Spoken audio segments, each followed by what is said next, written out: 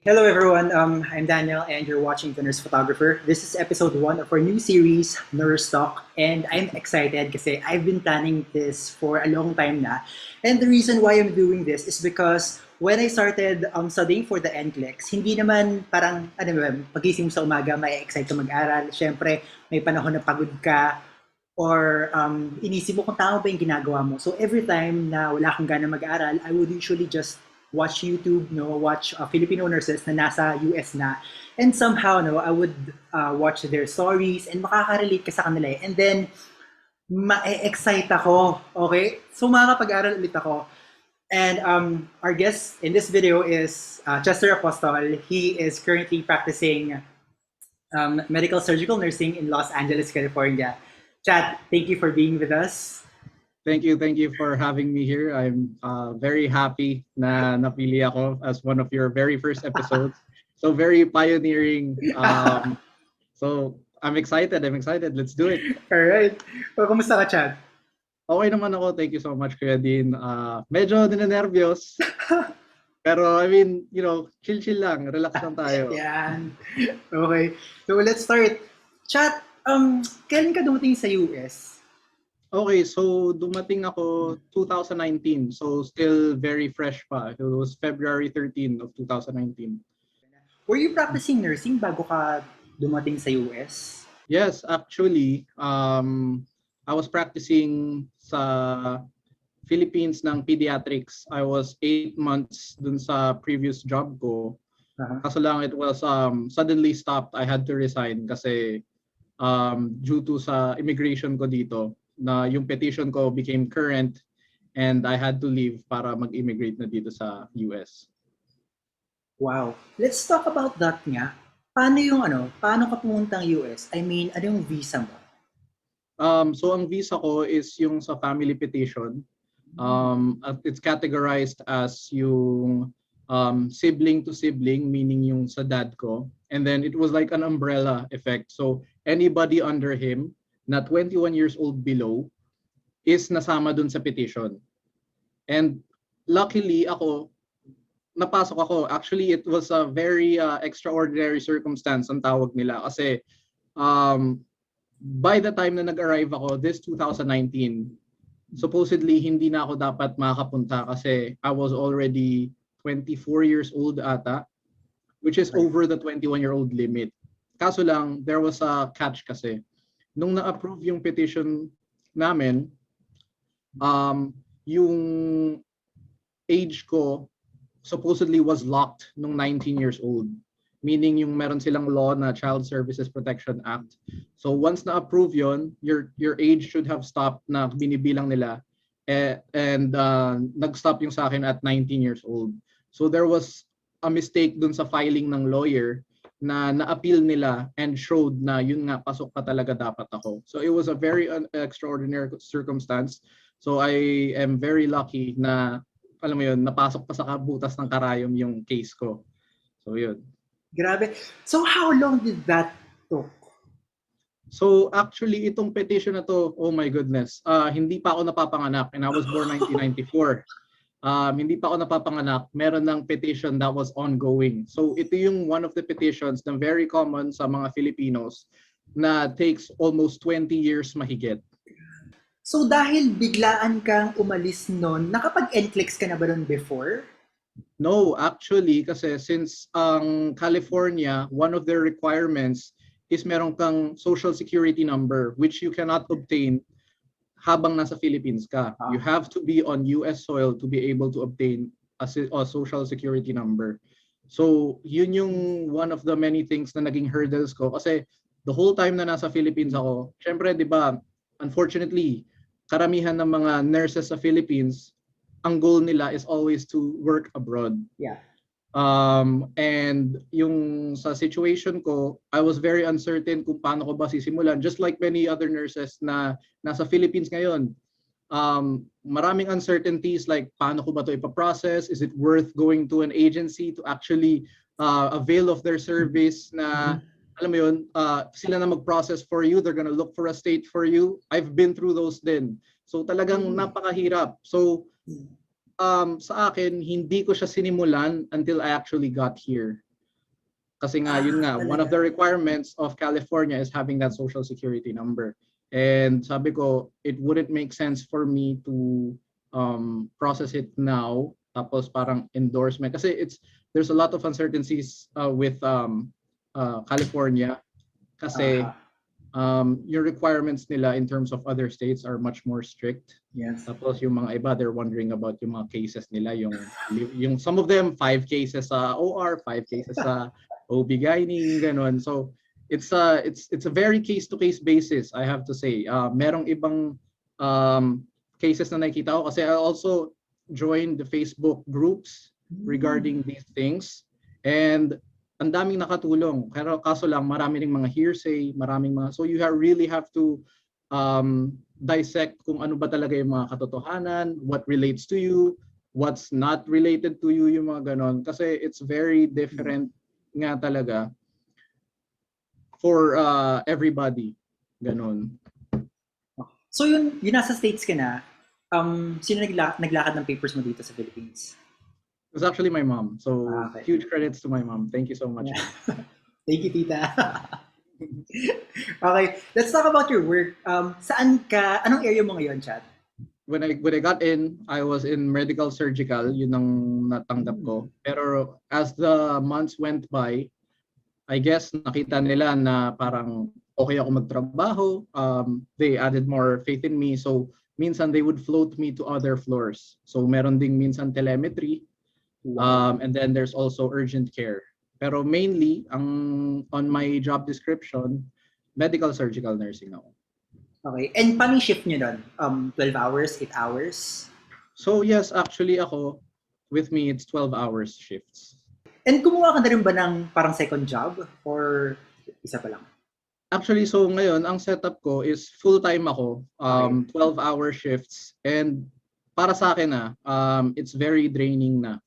Kasi there are two types of 12-hour shifts dito. Merong tinatawag na block, which is yung schedule mo is set na for, for the weeks.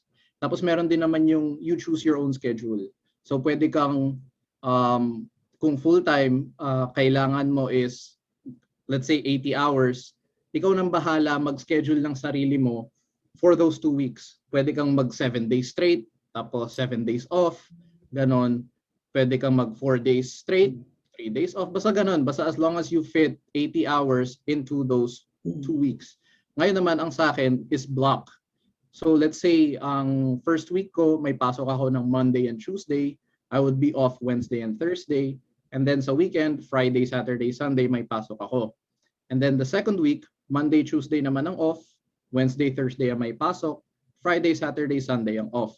And then the next week, ganun ulit. Monday, Tuesday on, Tuesday, Wednesday, Wednesday, Thursday off, ganun. So, ganun yung block schedule. And I'm actually more comfortable with that kasi mas madali sa akin mag-file ng mga leaves. I can expect kung ano yung pwede kong lagyan ng PTO, paid time off, ganun.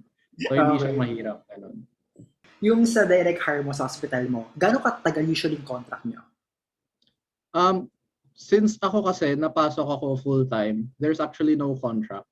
So, ang position ko doon, as long as I want to work there, as long as I comply with the set standards of yung hospital lang, parang normal lang. Full-time employee, you can stay there for years. Ganon. So walang bond, no? Yeah, walang bond. For me, walang bond. Pero yung iba, meron silang parang 2 years, 3 years. Pero unless naka-state dun sa contract mo that you have to stay, then you have to do that. Otherwise, kasi ang alam ko merong iba na ganon, you're contracted with them for 2 years and then kapag umalis ka, meron kang parang set set amount of money na dapat ma-earn or something, parang ganon. Tapos if hindi mo ma-accumulate yun within those 2 years, you're gonna have to pay. But I think those are more of pagka sa agencies. It's not pagka direct hires. I don't think may ganon pag direct hire. Okay. And usually yung training mo, gano'ng katagal? So yung sa akin was, ang set niya was 9 weeks. 9 weeks training. So 1 week na orientation ng getting to know yung hospital, ganyan. Tapos itutour ka around the hospital.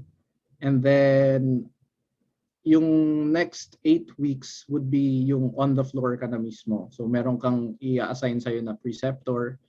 Anyway, chat, let's talk about your nurse to patient ratio. Mm-hmm.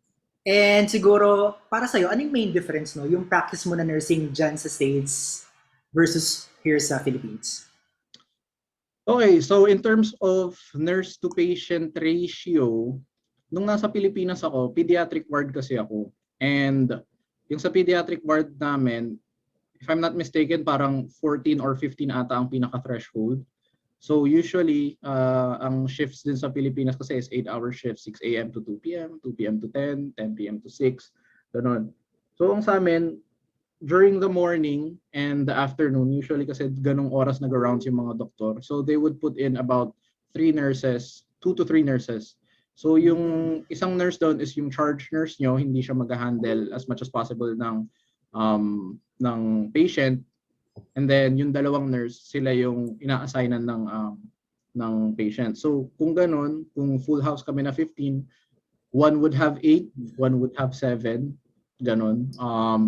Usually mas magaan yung load nung taong merong 8 patients as compared dun sa 7. Kasi, Pero at the same time, balanced pa rin yung tinatawag na acuity yung ng patient.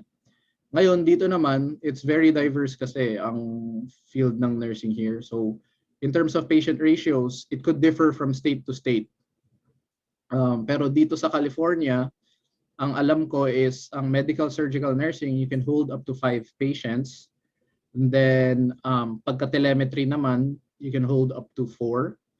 Pagka step down na tinatawag or direct observation, you can have up to 3. Then ICU as much as possible hanggang 2 lang. okay. Ganon. And ER actually, I believe, is also either 5 or 6. Ganon. Yeah. Paano yung sabihin natin, kunyari sa area, paano kayo mag-endorse? Endorse pa rin ba ang tawag? Okay, so in terms of endorsement, actually ako, mas prefer ko talaga yung sa Pilipinas. I see organization dun sa pag-endorse. Meron sinusundan na, alam mo yun, yung in terms of using yung Cardex. Meron din sila ditong Cardex, kaso it's not as often utilized. Chat, para sa'yo, ano yung mga biggest challenges para sa'yo? Yung nag-start ka sa mag-work dyan sa hospital, sa States? Biggest challenge ko is yung overall adjustment nung healthcare system nila. And very different kasi yung patients dito eh. Biggest adjustment ko, syempre, yung sa medications. Sa atin, kadalasan, paracetamol, ganyan, ibuprofen. Dito kasi, hindi pa ako nakaka-encounter ng paracetamol. Iba sa kanila eh, Tylenol, gano'n. It's different. Tapos, conversions ng degrees Fahrenheit to Celsius. Pero actually, mabilis mo siyang makukuha. And then, ito ba ang biggest adjustments? Yung communication actually, it's very big. It's very big na communication in terms of yung sa nurses to doctors. Kasi sa atin usually, di ba, based on my experience, darating yung doktor, mag-rounds ng patient, sumusunod ako sa doktor, and then mag-order lang siya, ito, ganito, ganyan, ganyan. Ito yung treatment natin, start natin ang antibiotic na ganito, tapos nagsusulit yung doktor, and then you carry out. That's it. Pero in terms of yung mga x-rays, yung mga labs, usually kusa na silang tumitingin doon, you don't really have to report. Pero dito kasi, very continuous ang nursing. Meron nga sila ditong laging kasabihan na nursing is 24/7. So anything na hindi mo matapos, go ahead and endorse. Pero yung mga communications ng sa doctors, like let's say, dumating siya ngayon, nag-order siya ng x-ray, hindi naman siya makakapag-stay ng matagal para hintayin yung x-ray na yon. So aalis na yung doktor. Okay. Ngayon, gagawin na yung x-ray, lalabas yung result, and then I would call the doctor na, Doc, ito yung result, ganito ganyan. Are there any new orders? Ganon. So very constant yung communication with doctors and even nurse practitioners and physician assistants. So very diverse yung medical field dito. So it's very different na sa atin, di ba? It's nurse, then doctor, and then that's it. Di ba? Pero dito, yung doktor, meron silang hina-hire na physician assistants na pwede ring mag-prescribe and magbigay ng orders. same thing din dun sa mga nurse practitioners na pwede ring mag-prescribe and magbigay ng orders. Ganon. So it's very different talaga. Wow. Grabe. Full of challenges. Mm. How about yung mga patients? Parang, do you encounter din ba, for example, kasi dati nag-work din ako as a nurse sa government hospital, and then may mga patient na napupunta, parang tatawagan ka para lang, alam mo yun, mag-request ng non-nursing related. Meron din bang ganun dyan? Oh man, actually a lot. Madami. Nagulat ako, grabe. Initially kasi ang first impression ko, syempre, 'di ba? Pupunta na akong Amerika. Grabe yung healthcare system nila doon. Yung mga patients, talagang nasa kanila lahat ng resources. Pero it's actually quite the contrary. Lalo na yung dun sa area ko. So we have this term na patient population. Depende kung nasaan ka in the US. Aside from all the glitz and glamour, meron din yung parang ugly side ng which is yung mga homeless, gano'n, yung mga taong mga crazy, ganyan. So, marami kaming mga tao na pumapasok, sasabihin nila, meron akong chest pain or I'm feeling suicidal. And it's a very broad topic kasi kung yung in terms of American healthcare system. So, meron yung Medicare and medical na insurance, meron silang parang mga criteria na pagka ganito yung pumasok na patient, they have criteria to be admitted, ganito, ganyan. It's kailangan matreat sila, ganyan. It's very different. So teka, parang ang dami kong gusto sabihin, kaso lang parang naano ako. It's overwhelming. Kailangan talagang ma-experience mo siya. Pero yun nga, in terms of non-nursing related, meron doon papasok sa amin na sasabihin niya, I'm feeling suicidal, kasi hingi lang siya ng mga sandwiches, hihingi siya ng mga juice.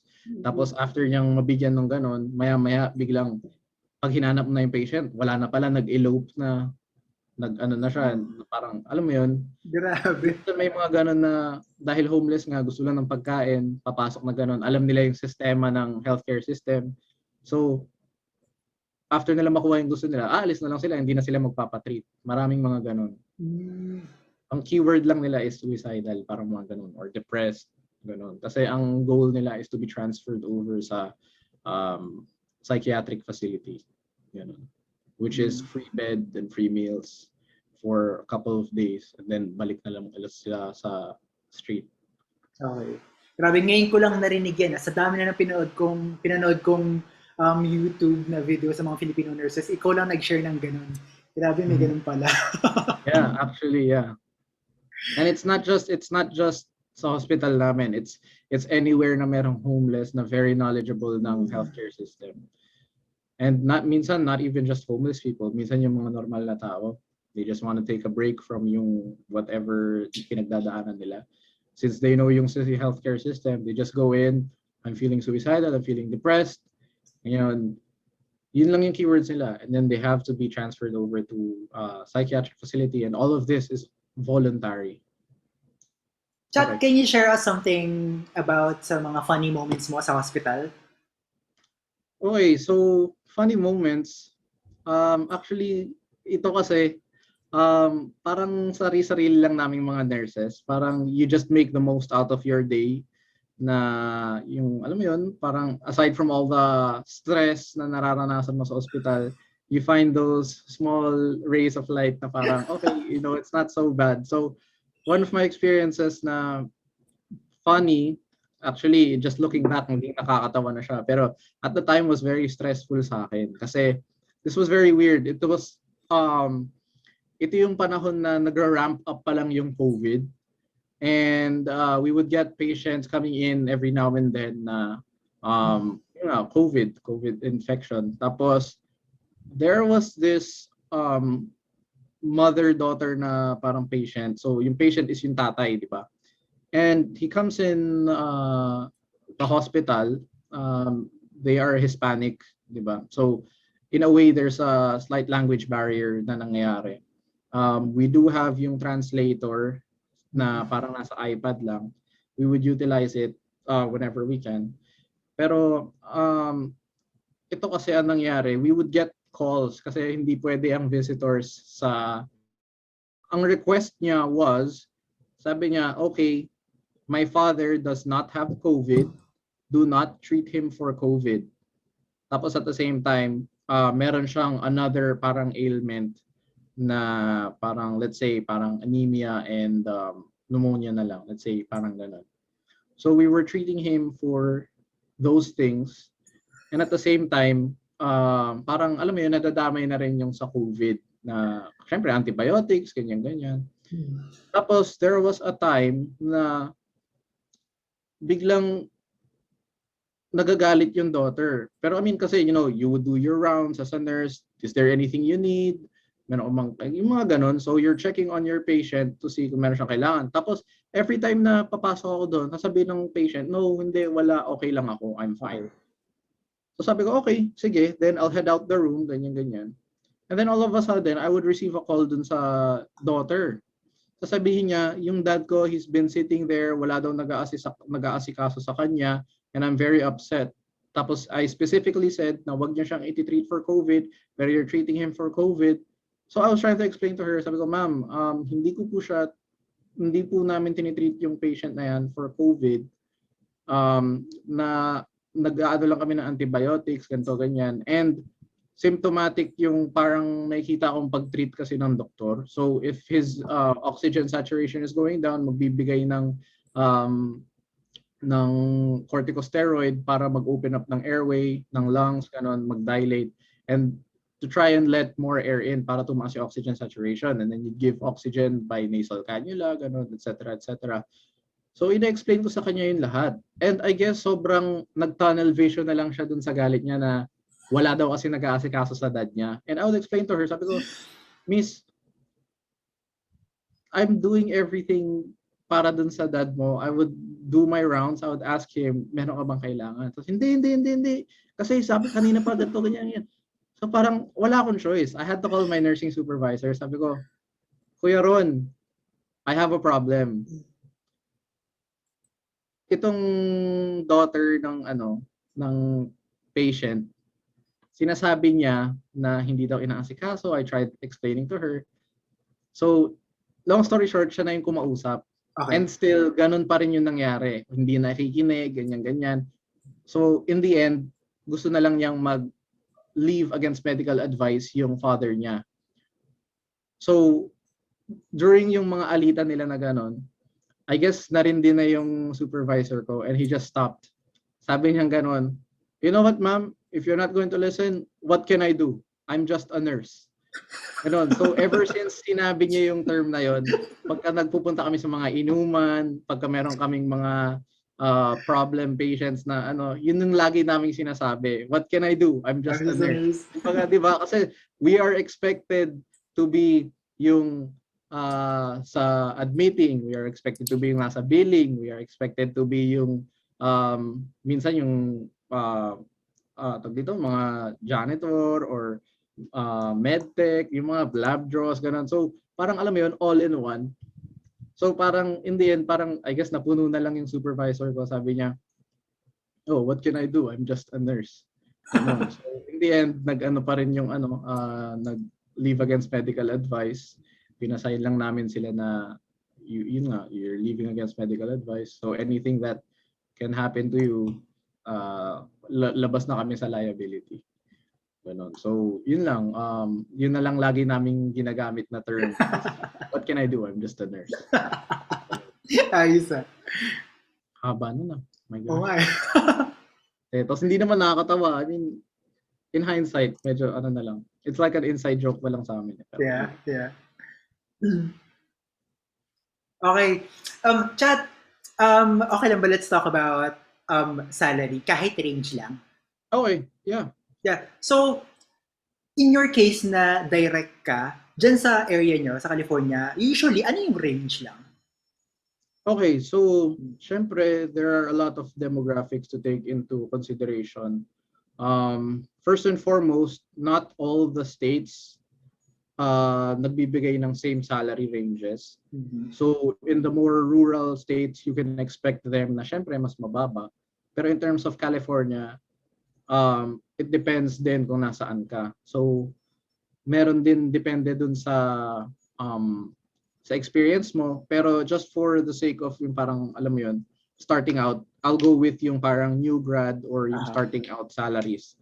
So, based on my research nung nag-job hunting ako before, ang salary range dito sa my Los Angeles area can range from anywhere between $30 to up to $65 per hour bilang new grad. It depends on the hospital, kung ano yung budget nila na kayang ibang hire, ganyan. Tapos, alam ko pagdating ng Bay Area, which is yung mga San Francisco, ganyan, alam ko from there, starting nila, kasi high cost of living doon eh. Ah. Higher than LA, I believe. Sa kanila, starting salary would be 45 to $80 nga minsan, naririnig ko eh. Pero again, as I said, it's very selective. San Diego would be around 25 to 50, mga ganon na ranges. And then in the rural areas, expect mo na mga sa 25 to 40s din, ganon.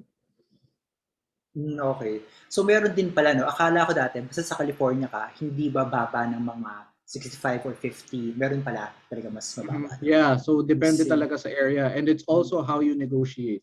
So if you're a new nurse coming from the Philippines, alam mong meron kang, let's say, a specialty mo sa Philippines, ICU ka or ER. Although very different setups, and let's say, you still have that, alam mo yun, you still have that experience under your belt. So it's up to you kung paano mo ma-negotiate sa potential employer mo yung worth mo bilang dun sa as a new nurse, na kahit bagong passer ka ng NCLEX, pero alam mo yung worth mo, go ahead and negotiate.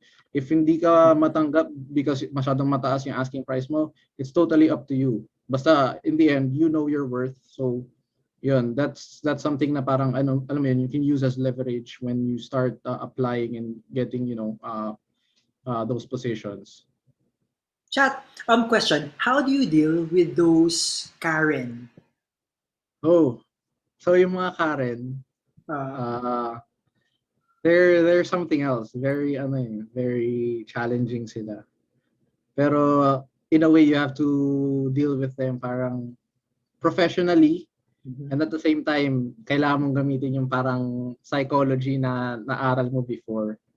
So parang, alam mo yun, ako, when I deal with them, I get to the root cause kung ano yung inaano niya, kung ano yung nirereklamo niya. Okay. And then, pagka ganon, I'll go with her step by step kung ano yung mga ginagawa namin na hindi niya na-realize is, alam mo yun, ginagampanan namin. So if nagrereklamo siya na walang nag-aasikaso sa kanya, I would show her, meron kasi kaming whiteboard sa loob ng patient's rooms na meron kaming tinatawag na hourly rounding. So every hour na lumilipas, we would go in, we'd ask them for yung tinatawag namin na 4 Ps, which is pain, potty, pain, potty, personal belongings, and then I forgot yung isang P eh.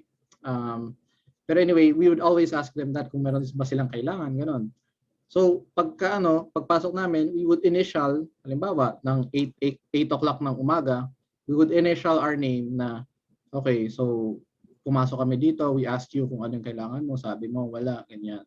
So next hour, ganon ulit. So parang yung mga ganon, I just deal with them systematically na ano yung problema, ito yung solution na ginagawa namin. If hindi mo pa rin gusto tong ano namin, balik tayo. What can I do? I'm just a nurse. Parang ganon. Diba? So, minsan kasi nangyayari, parang kami ginagawang hotel eh.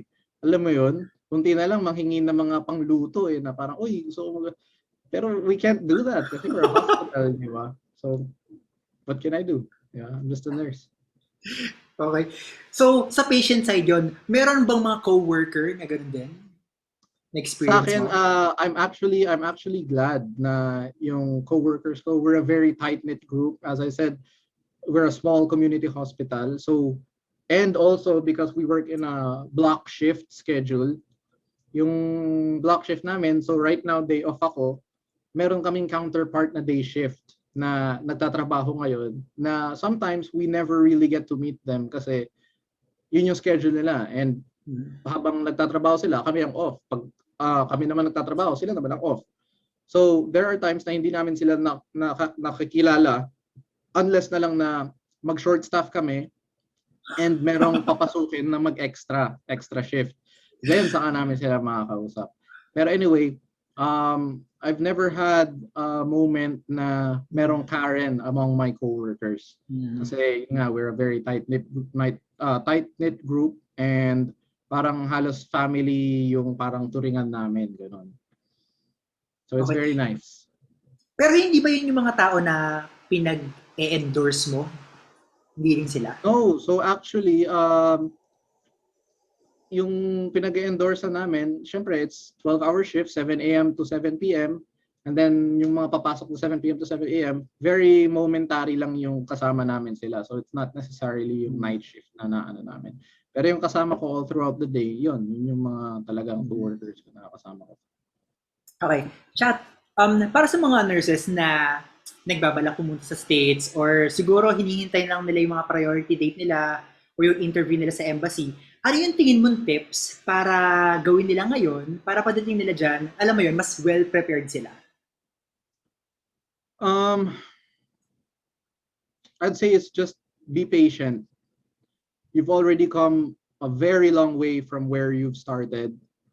Just keep going at it and magtiwala ka lang sa, sa kataas-taasan kung whoever that may be. Pero ako, I believe in God. So all this time, I know that there's something special planned for me. So you know what? Just keep the faith, keep trudging. Layo na talaga ng pinanggalingan. You know what?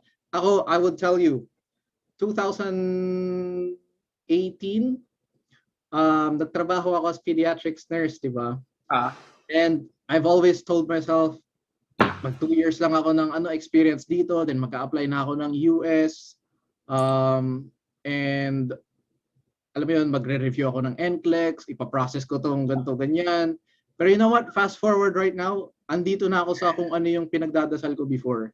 And sometimes we get so caught up in the moment na we forget to look at yung bigger picture, yung process that we're going through. Minsan hindi natin alam na we are in the middle of our own goals. Diba?